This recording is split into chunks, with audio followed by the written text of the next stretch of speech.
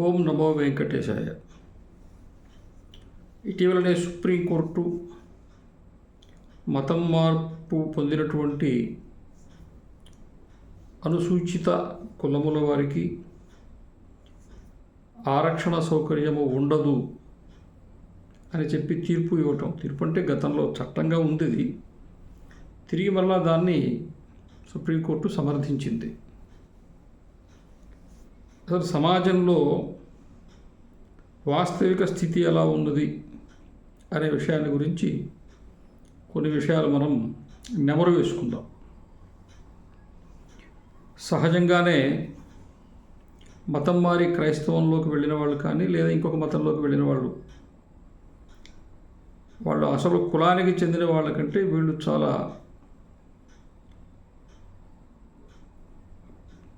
గతిశీలంగా ఉంటూ ఉన్నారు, క్రియాశీలంగా ఉంటూ ఉన్నారు.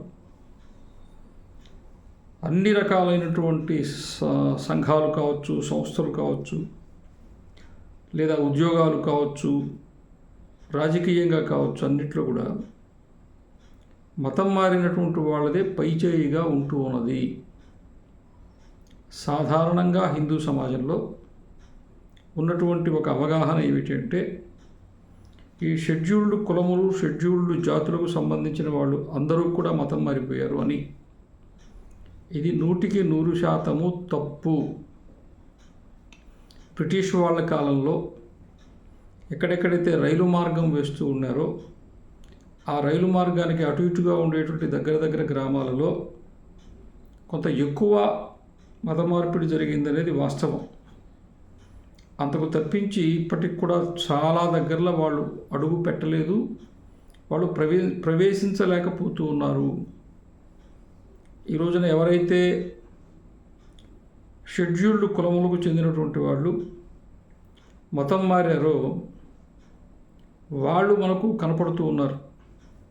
ఐఏఎస్ చదువుకున్న వాళ్ళు, ఐపీఎస్ చదువుకున్న వాళ్ళు, ఇంకా పెద్ద పెద్ద రాజ్యాంగ బాధ్యతల్లో ఉన్నటువంటి వాళ్ళు కూడా. కానీ అట్లని మతం మారకుండా హిందువులుగా ఉండేటువంటి వాళ్ళు లేరా అంటే ఉన్నారు. యోగ్యులైన వాళ్ళు, సంస్కారవంతులు, హిందూ ధర్మాన్ని తూచా తప్పకుండా పాటించుకుంటూ, అందరితో స్నేహంగా ఉంటూ, అందరితో కలిసిపోతూ వాళ్ళు వాళ్ళ విద్వత్తును కానీ, వ్యక్తిత్వాన్ని కానీ, సామాజికమైన వాళ్ళ బాధ్యతను కానీ మిగతా వాళ్ళ అందరికంటే ఒక అడుగు ముందు, ఒక మెట్టు ఎత్తు ఆ రకంగా చేసుకుంటూ ఉన్నారు. ఇప్పుడు వెంటనే మనకు కళ్ళకు కనపడేటువంటి ఉదాహరణ దాసరి శ్రీనివాసులు గారు. కర్నూలు జిల్లాలో ఆదోని దగ్గర ఒక మారుమూల గ్రామంలో జన్మించారు. వాళ్ళ తాతగారు 105 సంవత్సరాల క్రితం మదురై నుంచి నరసింహస్వామి విగ్రహాన్ని తయారు చేయించుకుని, రాతి విగ్రహం, శిల, వాళ్ళ ఊర్లో నరసింహస్వామి దేవాలయం కట్టించారు. 105 సంవత్సరాల క్రితం, అంటే ఇంకా స్వాతంత్రం రాలేదు. వాళ్ళ అమ్మగారు దాసరి శ్రీనివాసులు గారితో మాట్లాడుతుంటే అనేక విషయాలు చెప్తారు. వాళ్ళ అమ్మగారు చిన్నప్పటి నుంచి ఏ విషయాలు నేర్పించారు, ఏ కథలు చెప్పారు, రామాయణం భారతాలు ఎలా చెప్పారు, ఏ పాటలు పాడారు. కాబట్టి అవన్నీ వింటూ, అవన్నీ తెలుసుకుంటూ, వాళ్ళ తండ్రి గారు మంచి సంకీర్తనలు చేసేవారు, వాళ్ళ తాతగారు మంచి భజన పరులు. కాబట్టి ఎంతో దృఢమైనటువంటి హిందూ జీవన విధానాన్ని ఆధ్యాత్మికంగా, ధార్మికంగా అనుసరిస్తూ ఉండేటువంటి కుటుంబాల నుంచి వచ్చారు. అందుకనే దాసరి శ్రీనివాసులు గారు ఒక ఐఏఎస్ అధికారిగా ఎక్కడ పనిచేస్తూ ఉన్నా అలాగే పనిచేశారు, నిజాయితీగా, స్నేహశీలతతో. వారు ఆదిలాబాద్ జిల్లా ఉట్నూరు సమగ్ర గిరిజనాభివృద్ధి సంస్థ దానికి అధికారికగా పనిచేస్తున్నప్పుడు అక్కడ ఉండేటువంటి నక్సలైట్లు వారిని అడవిలోకి తీసుకెళ్ళిపోయారు. కొన్ని రోజులు ఉంచుకొని వారి నీతి, నిజాయితీ, వారి వ్యక్తిత్వాన్ని చూచి తిరిగి అంతే భద్రంగా, మర్యాదగా తీసుకుని వచ్చి వదిలిపెట్టిపోయారు. ఆ రకంగా రంపచోడవరంలో జరిగింది.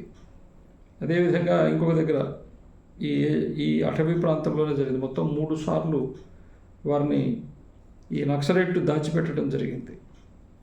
కాబట్టి ఇవన్నీ తట్టుకుని అధిగమించి వారు పనిచేశారు. వారు పదవీ విరమణ అయిన తర్వాత కూడా ఊరకే ఉండకుండా ఈ సంచార జాతుల పేదవాళ్ళు ఎవరు ఉన్నారో వాళ్లకు విద్యా వికాసము లేదా మిగతా అభివృద్ధికి సంబంధించిన కార్యక్రమాలు చేసేదానికి ఒక సంస్థను ప్రారంభించి రాష్ట్రం అంతా తిరుగుతూ కార్యక్రమాలు నిర్వహిస్తూ వస్తూ ఉన్నారు. ఇప్పుడు హిందూ ధర్మ పరిరక్షణ ట్రస్ట్ దానికి వారు అధ్యక్షులుగా ఉన్నారు. ఇదే ట్రస్టుకి కొంతకాలం క్రితం ఇంకొక ఐఏఎస్ అధికారి వారు కూడా మాల కులానికి చెందిన వారు అధ్యక్షులుగా ఉన్నారు. నేను ఇదంతా ఎందుకు చెప్తున్నానంటే ఈ షెడ్యూల్డ్ కులములు షెడ్యూల్డ్ జాతులకు చెందిన వాళ్ళు ఎవరు మతము మారకుండా హిందువులుగా ఉన్నారో వాళ్ళు చాలా మర్యాదస్తులుగా ఉంటారు, అందరితో కలిసి ఉంటారు, అందరూ వాళ్ళ ఇళ్ళకి వెళ్తారు, వాళ్ళందరి ఇళ్ళకి వెళ్తారు. సమాజంలో ఎక్కడా ద్వేషాన్ని రేకెత్తించేటువంటి మాట వాళ్ళ నోటిలో నుంచి ఎప్పుడూ రాదు. కాబట్టి మొత్తము హిందూ సమాజంలో ఏ రకమైనటువంటి భావనతోటి సమాజం కోసం పనిచేస్తూ ఉంటారో వీళ్ళంతకంటే ఎక్కువ భావన బాధ్యతతోటి పనిచేస్తూ ఉంటారు. కాబట్టి ఇప్పుడు ఈ రోజున నేను నెల్లూరు జిల్లాలో చూశాను, యానాది గిరిజనులకు సంబంధించినటువంటి మన ఆంధ్రప్రదేశ్ రాష్ట్రానికి సంబంధించినటువంటి ఒక సంఘం ఉంది, యానాది కులముల యొక్క సంఘం. ఆ సంఘంలో వాళ్ళందరూ అంటే అందులో ఈ ఐఏఎస్ ఐపీఎస్ అని కాకుండా ఐఆర్ఎస్ అని రైల్వే సర్వీసెస్ అని ఇంకా కేంద్ర ప్రభుత్వానికి సంబంధించినటువంటి అనేక రంగాల్లో పనిచేసి పెద్ద పెద్ద అధికారులుగా పనిచేసి రిటైర్ అయినటువంటి వాళ్ళు కావచ్చు, ఇప్పుడు చేస్తున్న వాళ్ళు కావచ్చు, వాళ్ళందరూ కూడా అక్కడ మన వెంకయ్య స్వామి వారి ఆశ్రమం దగ్గర అక్కడ కార్యక్రమం పెడతారు. ప్రతి సంవత్సరం వేలాది మంది వస్తారు. వీళ్ళందరూ వస్తారు, లెక్చరర్లుగా ఉన్నవాళ్ళు, ఉపాధ్యాయులుగా ఉన్నవాళ్ళు, అధికారులుగా ఉన్నవాళ్ళు, రాజకీయాల్లో ఉన్నవాళ్ళు, అన్ని రంగాల్లో ఉండేటువంటి యానాదులు వస్తారు. గ్రామాల్లో ఇప్పటికి కూడా యానాది కాలనీల్లో కూలీనాలే చేసుకునే పేదవాళ్ళు వాళ్ళు కూడా వస్తారు. కీలుగుర్రాలు ఆటలాడతారు, డుబ్బుంకు మేళం కొడతారు, భాగవతం చెప్తారు, వేషధారణలు వేసుకుంటారు, పద్యాలు పాడతారు, డ్యాన్సులు వేస్తారు, యానాది చిందు వేస్తారు. ఇక్కడెక్కడ వాళ్ళ చదువు వాళ్ళ అధికార హోదా వేహం ఉండవు. అక్కడ అందరూ కలిసి ఇది నా సంస్కృతి, నేను ఇక్కడి నుంచి బయలుదేరి వచ్చి ఇక్కడికి వచ్చాను అని మొత్తము ఆ జాతిని మేలుకొలిపి మనమందరం నాయన ఇలా ఉంటే కూడా మనం ఇలా ఉండవచ్చు, మనం చదువుకున్నంత మాత్రాన సంపాదించుకున్నంత మాత్రాన మన పూర్వీకుల సంస్కృతిని మనం మరిచిపోవాల్సిన అవసరం లేదని చెప్పి అందరికి కూడా ఆ రకంగా ఒక ఆత్మవిశ్వాసాన్ని కలిగించడానికి వాళ్ళందరూ వస్తారు. చాలా బాగుంటుంది కార్యక్రమం. అలాగే ఈ షెడ్యూల్డ్ కులముల వాళ్ళకు సంబంధించిన విషయంలో నాకు కొన్ని అనుభవాలు ఉన్నాయి. ఒకటి, కొన్ని దగ్గరలో ఇప్పటికీ కూడా దేవాలయంలోకి ప్రవేశింపనీయకుండా ఉండే గ్రామాలు ఉన్నాయి అనేది వాస్తవం. అదే సందర్భంలో ఎక్కువ సంఖ్యలో గ్రామాలలో ఈ రోజున అసలు ఎవరు వస్తారు ఎవరు రారనే అసలు ఆలోచనే లేదు. ఎక్కువ దేవాలయాల్లోకి అన్ని కులాల వాళ్ళు వస్తారు. ఇంకొక విషయం ఏంటంటే ఈ రోజున గ్రామాల్లో చాలా గ్రామాల్లో రాత్రి 7, 8 అయితే దేవాలయంలో మైకు పెట్టి కూర్చుని చక్కగా భజన చేసేది షెడ్యూల్డ్ కులములు షెడ్యూల్డ్ జాతుల వాళ్ళే. అందరూ చెప్పేటువంటి అగ్రకులాల వాళ్ళందరూ టీవీ చూసుకుంటూ నిద్రపోతూనే ఉంటారు. ఒకనాడు ఏ కులాల వాళ్ళకి దేవాలయాల్లో ప్రవేశం లేదో అంటే ఆ గ్రామం సంగతి చెప్తున్నాను. ఈ రోజున వాళ్ళే దేవాలయంలో రాత్రిపూట కూర్చుని మైకు పెట్టుకొని చక్కగా భజన చేస్తారు. ఇకపోతే పండరి భజన, ఈ కోలాటం ఉందనుకోండి, వీటిలో ఎక్కువ మంది గురువులు ఎవరుంటారంటే షెడ్యూల్డ్ కులముల వాళ్ళే ఉంటారు.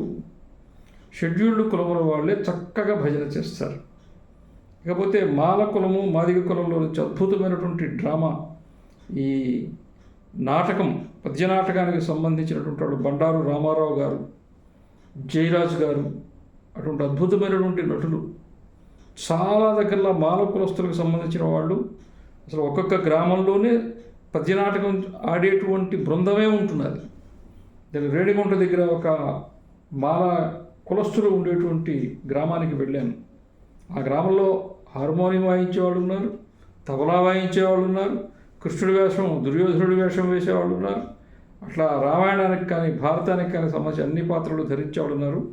అద్భుతంగా రాగయుక్తంగా భాషలో ఎక్కడ ఒక అక్షరం అటు ఇటు పోకుండా అంత గొప్పగా మంచి పద్యాలను పాడేటువంటి వాళ్ళు కూడా ఉన్నారు. కాబట్టి నిజమైన మన సమాజంలో ఉండేటువంటి వాస్తవిక పరిస్థితి ఏంటి అనేటువంటి విషయాన్ని అసలు ముందు మనం గ్రహించుకోవాలి, మనం అవగాహన పెంచుకోవాలి. ఇది ఇప్పుడు జరగవలసిన ప్రయత్నం ఏమిటంటే, ఇప్పుడు నేను చెప్పిన పద్ధతిలో యానాది కులానికి చెందినటువంటి ఏ రంగాల్లో ఏ స్థాయిలో ఉన్నా వాళ్ళందరూ కలిసి ఒక దగ్గర చేరుతున్నట్టుగా మాల కులస్తులు కావచ్చు, మాదిగ కులస్తులు కావచ్చు, లేదా ఇతరత్ర అనేక ఉపకులాలు కావచ్చు, వాళ్ళలో చదువుకున్న వాళ్ళు ఎగ్జిక్యూటివ్ ఇంజనీర్లుగా పనిచేస్తున్నారు, జడ్జీలుగా పనిచేస్తున్నారు, న్యాయవాదులుగా పనిచేస్తూ ఉన్నారు, అనేక రంగాల్లో చాలా పెద్ద పెద్ద ఉద్యోగాలు చేస్తున్నారు. కాబట్టి వాళ్ళందరూ కలిసి ఒక వేదికగా ఏర్పడాలి. హిందూ ధర్మంలో ఉంటూ ఎవరిని పల్లెత్తు మాట్లాడకుండా అందరితో స్నేహంతో ఉంటూ సహకారంతో ఉంటూ ఉండేటువంటి షెడ్యూల్డ్ కులాల వాళ్ళు కూడా హిందూ సంస్థల్లో పెట్టుకోవాలి. ఈరోజు మతం మారిపోయినటువంటి వాళ్ళు క్రైస్తవ మతంలోకి వెళ్ళిపోవడమే కాకుండా ఇంకా మాకు ఆరక్షణ కావాలి అని చెప్పి రాజ్యాంగాన్ని ఏమంటున్నారు, రాజ్యాంగాన్ని కూడా కాదనో లేకపోతే అధిగమించో మా కోరికలు నెరవేర్చుకోవాలని వాళ్ళంతా క్రియాశీలంగా పనిచేస్తూ ఉంటే అవమానాలను అనుభవించి ఎదుర్కొని ఆ పరిస్థితులను అధిగమించి ఎవరెవరు చదువుకుని చాలా చాలా గొప్ప గొప్ప స్థానాల్లో ఉండేటువంటి షెడ్యూల్డ్ కులముల వాళ్ళందరూ కూడా ఒక దగ్గర చేరాలి. ఇది ఒక సామాజికమైన సమస్యగా కూడా తయారైంది. ఖమ్మంలో ఒక ఆయన విద్యుత్ శాఖలో పనిచేసి ఆయన పదవీ విరమణ చేశారు, మంచి అధికారిగా. షెడ్యూల్డ్ కులం, మాల కులం. వాళ్ళ ఇంటికి నేను ఒకసారి వెళ్ళాను. ఇప్పుడు ఒక 10-12 సంవత్సరాలైంది. ఆయనకు 3 కుమారులు, 2 సాఫ్ట్వేర్ ఇంజనీర్లుగా చేస్తూ ఉన్నారు. ఒక ఆయన నీటిపారుదల శాఖ తెలంగాణ రాష్ట్రంలో పనిచేస్తున్నారు ఇంజనీర్గా. అయితే వాళ్ళు 3కి పెళ్లి కావట్లే. ఎందుకు కావట్లేదంటే వాళ్ళు హిందూ ధర్మంలో ఉన్నారు. మేము హిందూ కుటుంబాల నుంచి అమ్మాయిలను తీసుకుంటామని ఒక నియమం పెట్టుకున్నారు. కానీ ఏం చేస్తాం, చాలామంది మతం మారిపోయినారు. క్రైస్తవ మతంలోకి వెళ్ళిపోయిన వాళ్ళ అమ్మాయిలు కనపడుతున్నారు ఎక్కడ చూసినా. కానీ మేము చేసుకుంటే మా ధర్మంలో ఉండే వాళ్ళని చేసుకుంటాము, క్రైస్తవ మతంలోకి వెళ్ళిన వాళ్ళను చేసుకోము అని చెప్పి వాళ్ళు భీష్మించుకుని కూర్చున్నారు. కొంత ఆలస్యమైన వాళ్ళందరికీ అమ్మాయిలు దొరికారు, చక్కగా పెళ్లి చేసుకున్నారు. కాబట్టి ఇంత నిష్ఠతో ఉండేటువంటి వాళ్ళు ఉన్నారు, చాలా నిష్ఠతో ఉండేటువంటి వాళ్ళు ఉన్నారు. కాబట్టి ఈ షెడ్యూల్డ్ కులముల వాళ్ళు మొత్తం అందరూ కూడా మతం మారిపోయినారు, వాళ్ళలో ఎవరు మిగలలేదు అనేటువంటిది శుద్ధ అబద్ధము. నేను తిరిగినంతగా ఎవరు తిరగలేదు. నేను వెళ్ళినన్ని గ్రామాలకు ఎవరు వెళ్ళలేదు. నాకు ఉన్న అనుభవంతో చెప్తున్నాను. వాస్తవిక స్థితిలో చూస్తే ఈ రోజున ఈ షెడ్యూల్డ్ కులముల వాళ్ళు, షెడ్యూల్డ్ జాతుల వాళ్ళే మతం మారకుండా ఉండేటువంటి వాళ్ళు ఎక్కువ. కాకపోతే మతం మారిన వాళ్ళ ఏమంటాం తుందుడుగు స్వభావము, ఘర్షణ ప్రవృత్తి, నిందావాచకము, అంటే ప్రతి దేవుడిని లేకపోతే ప్రతి మతాన్ని విమర్శించటం జరుగుతూ ఉంటాయి. ఎక్కడైతే షెడ్యూల్డ్ కులముల వాళ్ళు ఒక 100 కుటుంబాలు నివసిస్తూ ఉంటే ఒక 10 మందో 5 మందో అక్కడ కనుక క్రైస్తవ మతంలోకి పోతే 90 మంది హిందూ షెడ్యూల్డ్ కులాల వాళ్ళు జీవిస్తున్నప్పటికీ రామాలయం మీద మైకు పెట్టనివ్వరు, దేవాలయంలోకి వచ్చే దాడి చేస్తారు. ఇంత దాష్టీకం ఉంటుంది వాళ్ళ దగ్గర. వాళ్ళు ఎటువంటి పరిస్థితుల్లో మిగలనివ్వరు. కావలి పక్కన, నెల్లూరు జిల్లాలో కావలి పక్కన పెద్దపల్లి దగ్గర, కొండాపురం పెద్దపల్లి దగ్గర ఆ గ్రామం మాదిగ కులానికి చెందిన వాళ్ళల్లో కేవలము 4 కుటుంబాలు, అంటే ఒక్క ఆయనకే సంబంధించిన 4 కొడుకులు, వాళ్ళ కుటుంబంలో వాళ్ళు మాత్రమే హిందువులుగా మిగిలారు. మిగతా వాళ్ళందరూ క్రైస్తవ మతంలోకి పోయారు. అక్కడ ఒక క్రిస్టియన్ పాస్టర్ వచ్చాడు. ప్రతి గ్రామంలో జరిగినట్టే ఆ గ్రామంలో కూడా జరిగింది. ఆయన అక్కడ ఒక చర్చి నిర్మాణం చేశాడు. ఆ చర్చి నిర్మాణం చేసినప్పుడు ఆ చర్చి ప్రహరీ గోడకి ఈశాన్యంగా ఆనుకుని ఒక చిన్న మాతమ్మ దేవాలయం ఉంది.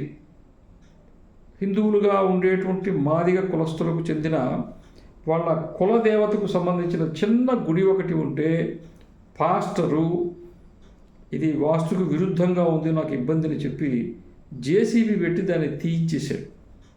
నేను ఇప్పుడు హైదరాబాద్లో ఉండేవాడిని. ఆ తర్వాత నేను అక్కడికి వచ్చి చూచి తర్వాత మళ్ళా కావలి ఆర్డీఓను కలిసి, తర్వాత జిల్లా కలెక్టర్ని కలిసి తిరిగి మళ్ళీ అక్కడ వాళ్ళు ఆ చిన్న దేవాలయం కట్టుకునేటువంటి వాతావరణం తీసుకొచ్చాం. ఇద్దరికి కూడా 10 సంవత్సరాల పైన అయింది. కాబట్టి వాళ్ళు ఎక్కడెక్కడ ఉంటారో మిగిలి ఉండేటువంటి హిందువులను, ఆ కులానికి చెందిన వాళ్ళే, వాళ్ళ బంధువులే, తరతరాలుగా వాళ్ళు అక్కడే ఉన్నారు. కానీ వాళ్ళని ప్రశాంతంగా బతకనివ్వరు, అవమానిస్తారు, అనేక రకాలుగా హింసిస్తారు, ప్రభుత్వ పథకాలను ఇవ్వనివ్వరు, అందకుండా చేస్తారు.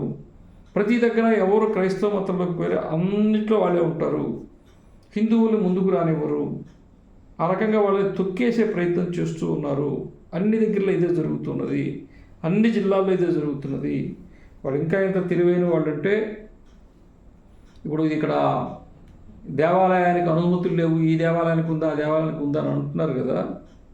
వాళ్ళు చాలా తెలివైన వాళ్ళు. ఏంటంటే సర్పంచ్కి 30,000 50,000 రూపాయలు లంచం ఇచ్చి గ్రామ పంచాయతీలో చర్చికి భూములు కేటాయింపు చేసుకుని అవి ప్రభుత్వ దస్తావేజుల్లో, రికార్డుల్లో మార్పించుకొని చర్చి పేరుతో భూములు తీసుకుంటారు. వాళ్ళు సర్పంచ్ కాకపోతే ఇంకొకటి కాకపోతే ఇంకొకటి ఎవరో ఒకరికి డబ్బులు అంటగట్టి వాళ్ళ పని వాళ్ళు చేసుకుంటారు.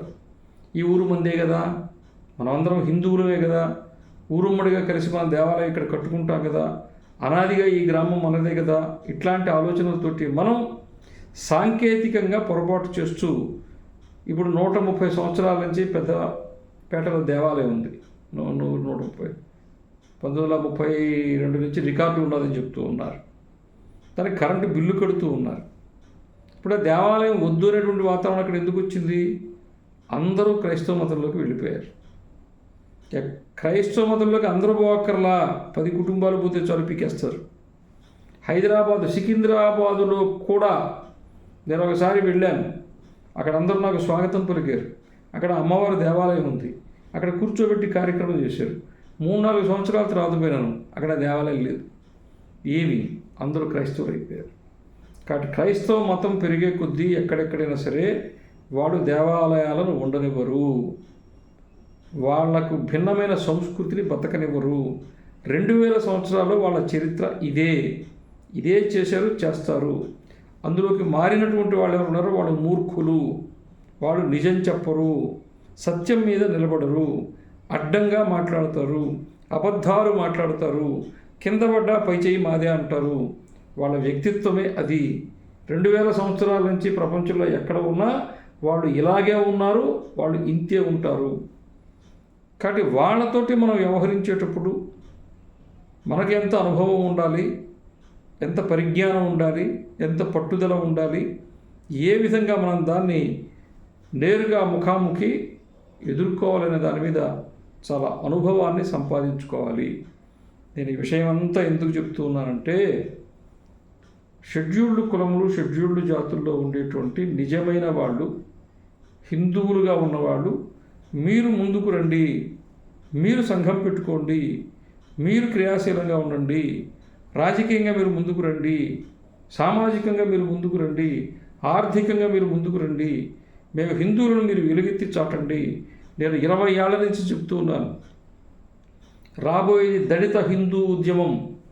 ఈ దేశంలో హిందూ ధర్మాన్ని కాపాడేది దళితులే నాయకత్వం వహిస్తూ ఉన్నారు. దళితులే కాషాయ జెండా పట్టుకుని ముందుకు పోతారు. అంటే ఆ పదం వాడటం అనేది అప్పట్లో నేను 20 ఏళ్ల క్రితం మొదలుపెట్టినప్పుడు అది వాడుతూ అప్పుడు వాడకంలో ఉంది. ఇప్పుడు ఆ పదం కూడా వాడకూడదని ఉంది. అందుకనే రాజ్యాంగంలో పేర్కొన్న పద్ధతిలో షెడ్యూల్డ్ కులములు, షెడ్యూల్డ్ జాతులు అంటే అసలు ఏ సమస్య ఉండదు. కాబట్టి షెడ్యూల్డ్ క్యాస్ట్, షెడ్యూల్డ్ ట్రైబ్ అన్నారు. అనుసూచిత కులములు, అనుసూచిత జాతులని తెలుగులో దాన్ని చెప్తూ ఉంటారు. కాబట్టి మీరు ముందుకు రండి. దాసరి శ్రీనివాసులు గారు కాషాయం జెండా పట్టుకున్నారు, పనిచేస్తున్నారు. మీ వాయిస్ రావాలి బయటికి, మీ గొంతు రావాలి. ఇంకా ఎవరెవరో వాళ్ళందరినీ తీసుకోరండి, ఒక గొప్ప సంఘటన తయారు చేద్దాం. క్రైస్తవుగా మతం మారినటువంటి వాళ్ళు ఎవరెవరు ఉన్నారో కేవలం షెడ్యూల్డ్ కులాలు, షెడ్యూల్డ్ జాతులే కాకుండా మిగతా కులాల్లో ఉండేటువంటి వాళ్ళు కూడా క్రైస్తవులుగా ఎవరు మారారో ఈ బ్యూరోక్రాట్స్, ఇప్పుడు పనిలో ఉన్నవాళ్ళు లేదా విరమణ అయిన వాళ్ళు, వీళ్ళందరికీ చాలా పెద్ద ఆఫీసు సైనికపురిలో ఉంది.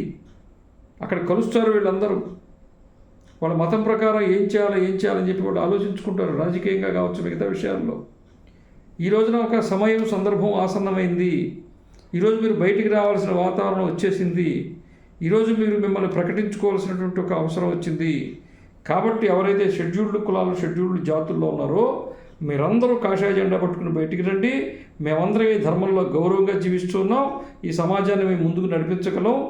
రోజులు మారే, మేము మారం. రోజులు మారే, మేము మారం అని చెప్పి సమాజానికి ఒక సందేశం ఇచ్చేటువంటి పద్ధతిలో ముందుకు వచ్చినట్టయితే ఇప్పుడు ఎవరెవరు మాట్లాడుతూ ఉన్నారో, ఏమేమి మాట్లాడుతున్నారో వీటన్నింటికీ సమాధానం చెప్పేటువంటి మార్గం సుమగం అవుతుందని చెప్పి నేను భావిస్తున్నాను. జై శ్రీరామ్.